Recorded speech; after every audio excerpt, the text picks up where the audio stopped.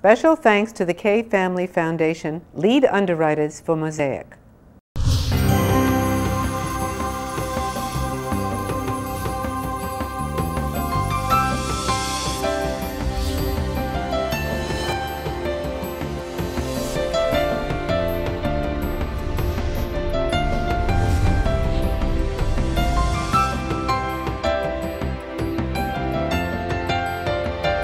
Hello, my name is Barbara Kay, and on behalf of the Jewish Federation of Palm Beach County, I'd like to welcome you to our program, MOSAIC. Our special focus on MOSAIC today is Birthright Israel. Very, very special opportunity for young people.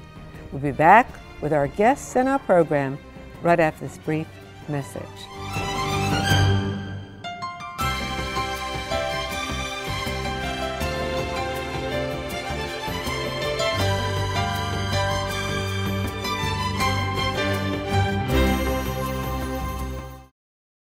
Another year you made a promise, another chance to turn it all around. And do not save this for tomorrow, embrace the past and you can live for now. And I will give the world to you.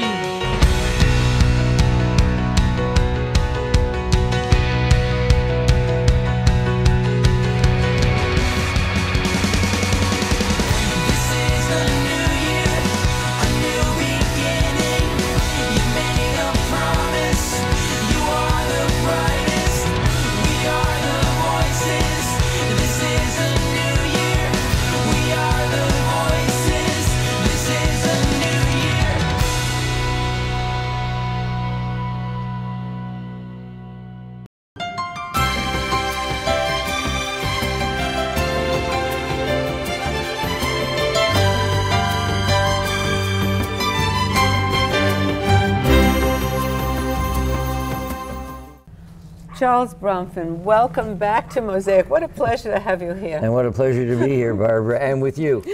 This is we've had a long association in front of the camera, and it's wonderful every We've time. had a long association, period. Right. But listen, you are a remarkable philanthropist. Aside from being an enormously successful businessman, you share. You share all of what you have to make the world a better place. Why? I believe that I keep on repaying my grandparents who braved the snow and cold of Saskatchewan and Manitoba to get the heck out of what was then Bessarabia and Latvia to make their home in Canada. And it was so tough on them. And then I was born through the success of my father and his family with a silver spoon in my mouth, lived in a huge house, lived the life of Riley, as it were. I don't know if there's a Jewish Riley. But and I keep on saying to myself, I've got to be so thankful to them for braving all that stuff and living through hell. And here I am in the lap of luxury. So you make people's lives better, and you share, which Yeah, is nice. well, I just want to do, and I also think it has to do with my parents, who were very involved in philanthropy, and Dad in particular was the lead Jew in our country. And I just started doing stuff. I had my first encounter with the community when I was 17 years old. I was working in the youth division, and I had to go climb up outside steps in my hometown and collect 50-cent pieces from kids my age. And from then on, I just kept going. Did you walk around with a little box that people put, pushka box, they called it? No, this was, they had to fill out a card, or I had to fill out a card, and everybody had a name. Now, at the end of the day, I could have put the 10 bucks in and said, okay, I called on everybody, but I couldn't do that. I said, gotta find out who they are and why they want to give the 50 cents. Oh, you know something, the Greek term philanthropy says, the definition is love of humanity. And that's really what you have to look at life. You have to care about people outside the perimeter of your front door. By the way, we're sitting in your backyard, and I hear all the people and the dogs and the people marching by. So I hope our viewers are enjoying the scenery. Nonetheless, you're a great visionary, and what you and Michael Steinhardt did is really extraordinary with this Birthright Israel. First of all, I want to know how this vision of what it is and what you're trying to do came to pass, Charles. Well, from my standpoint, we were involved in the high school program of, with the various streams and with UJA and all the initials, in trying to get teenagers over to Israel. And it just didn't work very well. And then Yossi Balin spoke to me, and he was the assistant assistant treasurer at the time in Israel. And he tried to have the idea of giving a voucher to all 17-year-olds. And I remember asking him to go for a trip to Israel, and I remember asking him, where are you going to find the money? And he said, we'll take it from the Jewish Agency. I said, well, that's a nice idea, except it's not going to happen. And so then Michael said he wanted to speak with me, and Balin has spoken with him too. And the two of us sat on a wall overlooking the Valley of the Cross, if you pardon the expression, in Jerusalem. And we talked about it, and I said, Michael, this is a scheme to bankrupt the Jewish world. But that was the beginning of our negotiation, and we negotiated only with each other for a year. And during that year came up with a formula, the idea, and then we got terribly lucky. Shimshon Shoshani, who had twice been the Director General of the Ministry of Education, agreed to be our CEO. And he was fantastic. Well, the idea of sending young people to Israel on a free 10-day trip at a certain age, 17, I think, to 26, isn't 18. It? 18 to 26, yeah. A pivotal time in their lives, was, in a sense, a hope for transformative effect.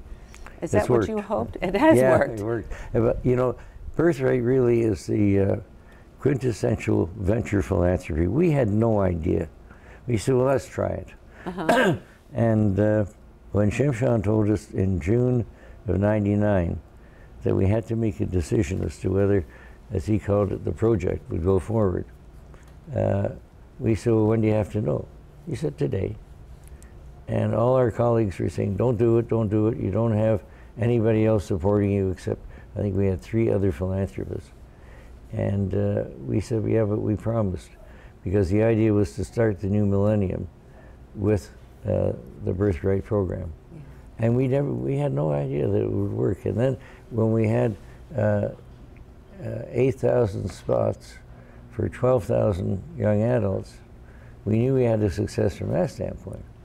We then hired Brandeis to do the research right away. And we found out that the trips themselves were fantastic, and that people said that their lives had changed. Yeah, that's the most, you know, I can't believe it when you think about it. You started in 1999. This is the Bar Bat Mitzvah year. Yeah. It's 13 years.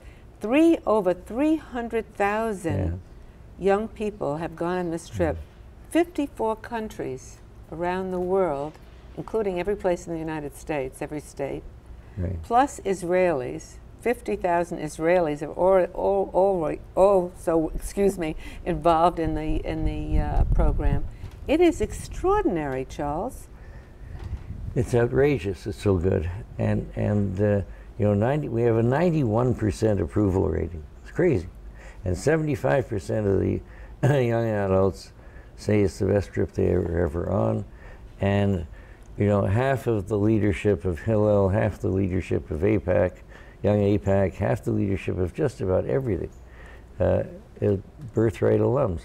It's amazing. So when they come back, they don't lose anything, and we've done research on those who went the first 4 years, and the numbers are crazy. We did research 10 years later, and the numbers are way up there.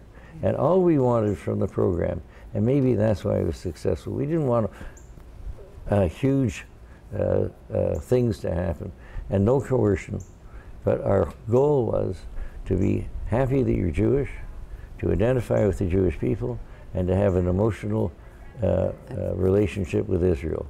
And I think that the mifgash between the young adults who go and the young folks in the IDF, and for 5 days, those young people take off their uniforms, and all the stereotypes are blown away, and our folks find out the Israeli soldiers do not have horns, that they like the same things, they hate what they're doing, and they find out that our people are not all zillionaires, and that there is a Jewish world outside of Israel, and that they're not only fighting for their country, they're fighting for the Jews of the world. You know something, you did a successful thing. Thank you. You are amazing. You made this available, and it's wonderful. We have the young woman that's in charge of the South Florida region, Michelle, who's going to explain all the programs in detail, but I have to tell you, you should feel so good about yourself, Charles. I feel great for the success of the program and for all those who give their of themselves to make it work.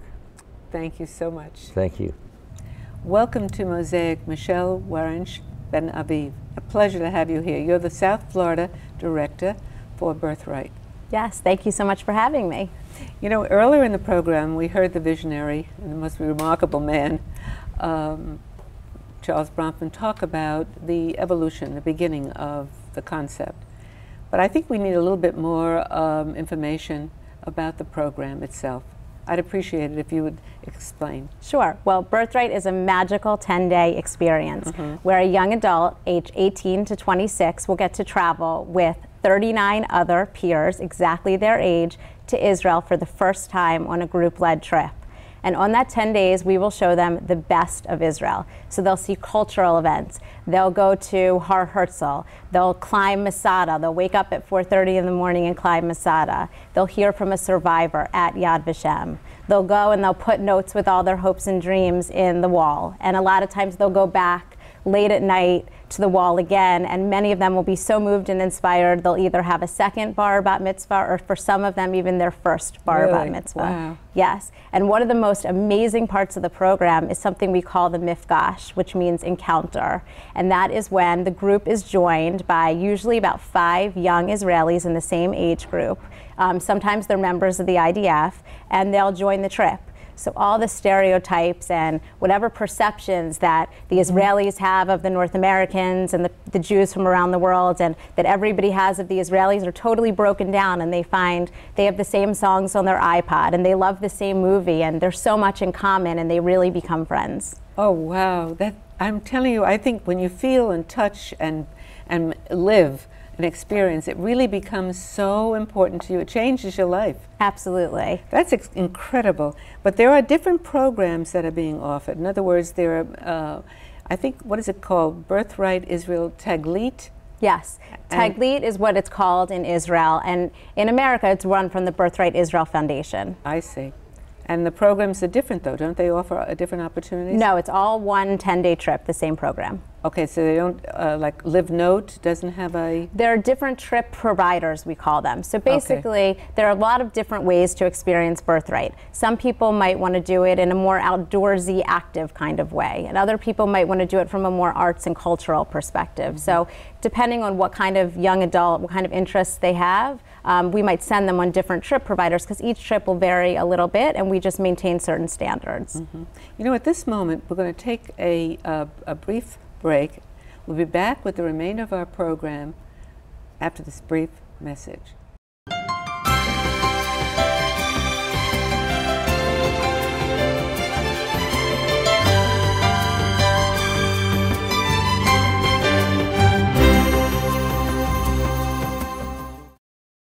Another year you made a promise, another chance to turn it all around, and do not save this for tomorrow.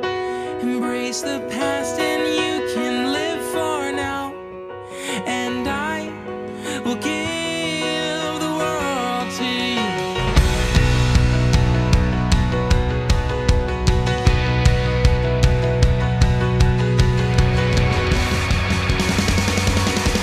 This is a new year,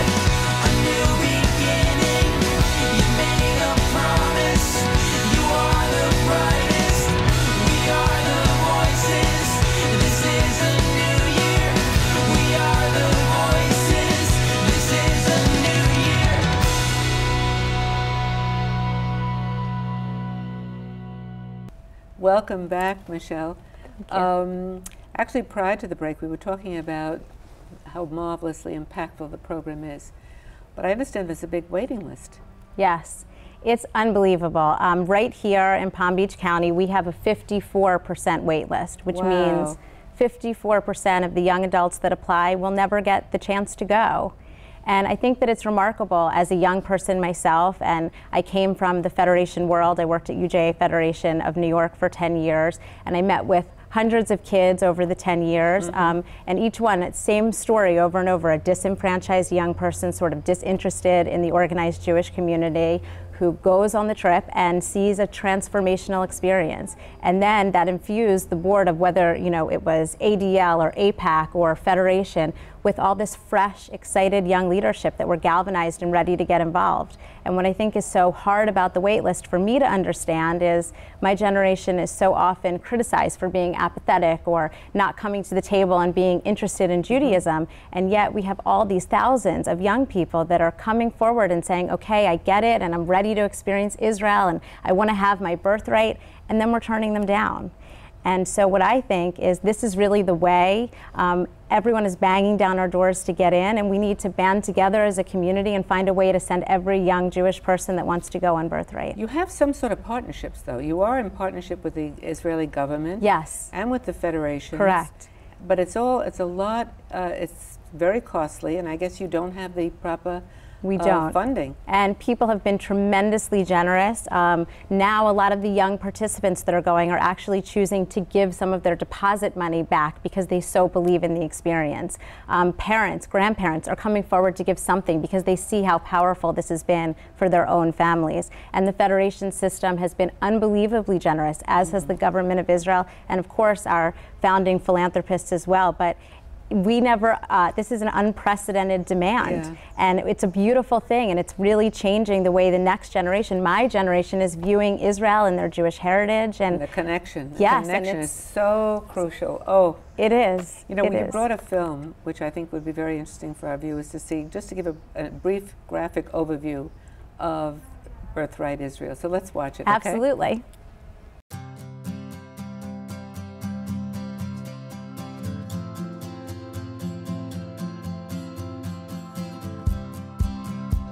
You know, I was on the plane for 12 hours and I'm here. We had tremendous confidence in the program and their history, and we knew she was going to have a fabulous time. You have people on this trip that come from a wide range of Jewish backgrounds.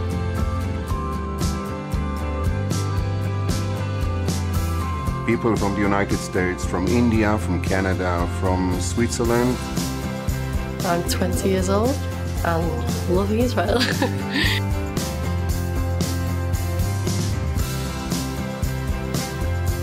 I don't think there's someone out there that would argue that it's not special. I find myself asking questions that I haven't asked beforehand. I touched the wall and was immediately touched by something that I actually haven't really gotten my mind around yet. Just understanding it as opposed to judging it is what's really been my journey. I can honestly say, and not exaggerate, it's been the best trip that I've ever been on. A little bit strange to see people of our age like in an army uniform. People should know all of our soldiers are people, like young adults with feelings, with loves, with parents. I did actually relate to them in a way I didn't think would be possible. We're pretty much the same age. We have the same experience, but still there is a big difference. Thank you so much for defending our home. We love you.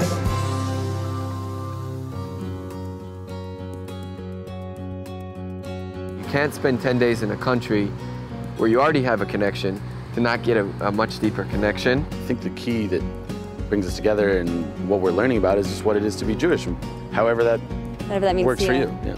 The more time you spend in the country and the more time you're in the program, you see the changes. There is something magical about this trip that just lights a fire under them, and this happens over and over and has been for over 10 years of the program. It's really quite remarkable. I think Birthright's a home run. It really gives the kids a spiritual spark that many of them never had. So when they learn all this, they are very passionate about the future of Israel and the future of the brothers. Now they know they have brothers in Israel. We will keep in touch with people. I'm sure that when I finish the army, I'll go, I'll travel. We share Facebook, and maybe she's come to Brazil. I keep on looking at Birthright with wonder. It's incredible. It is so beyond our wildest imagination. It changes you. How? That's different for everybody. It's not specifically something you can see. It's not specifically something you can see with actions. It is a change which is within, which I think is worth a lot more. Birthright Israel works. The results show that it works. The studies show that it works. And nobody ever leaves here without going back and saying 4 words. It changed my life.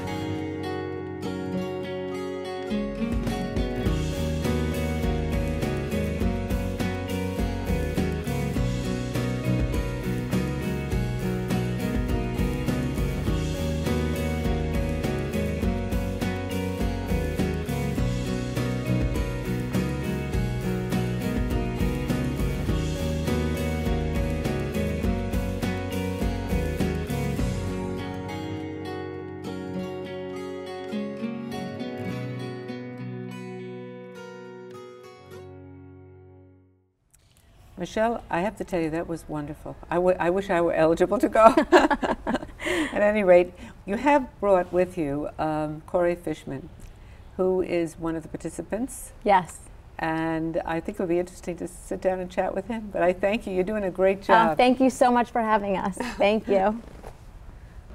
Corey Fishman, you are one of the lucky participants on Birthright Israel. Absolutely. Yeah. You went, you had a great experience, obviously. You look very, very self-content and very happy. Literally, why did you go?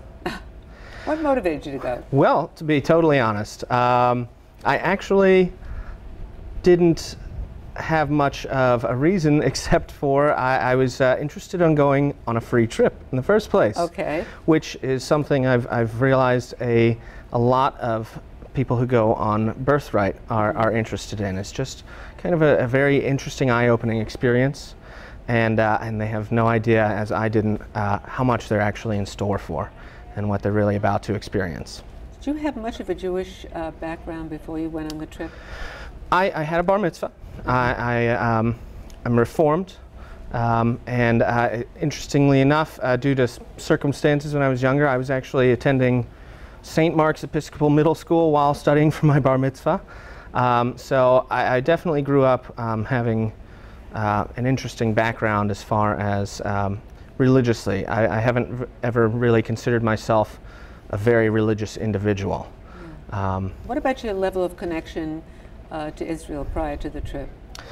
I really didn't know much about Israel. I just knew that it was a Jewish state, and there was a lot of controversy there, and I was very curious to see what it was like and what the people were like. Yeah, and then you got there.